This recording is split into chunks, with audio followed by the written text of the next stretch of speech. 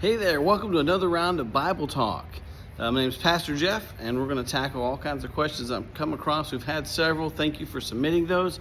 Remember, if you have any questions, you can put those in on our app, or you can hand them to me Sunday morning. You can text them to me. Any of that will be just fine.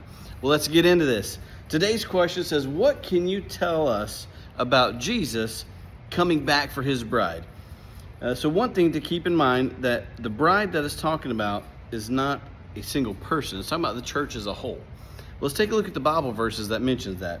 So we see in Revelation chapter 19, verse 7, and it says, let us be glad and rejoice and give him glory, for the marriage supper of the Lamb has come, and his wife has made herself ready. So the church that it's talking about right there is the church as a whole. It's not talking about a single individual.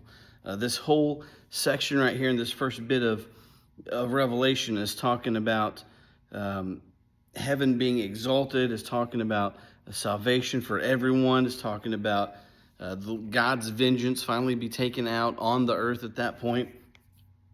But it's talking about the church as a whole. And we see in Ephesians chapter 5, it's verses 22 through 29, there's a good description there of how spouses should treat each other, husbands and wives, that sort of thing. And it goes into a lot of detail of how husbands should treat their wives.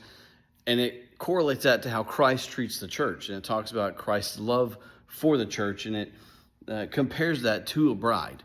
So we see that Christ considers his followers, those that believe in him, he considers them his church. And then Scripture goes on to consider the church the bride of Christ. There's also another mention of the bride in the Bible, and we see that in Revelation chapter 21.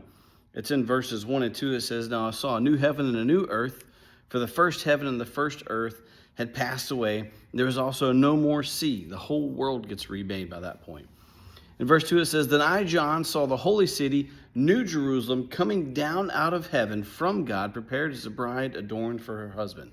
And this is talking about a whole city, not a person.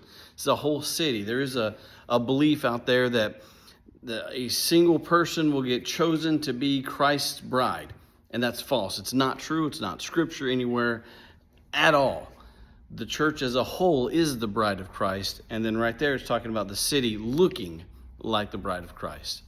Thank you so much for your questions. Please keep them coming in. Remember, there is nothing more important to question than your faith. And we'll see you next time.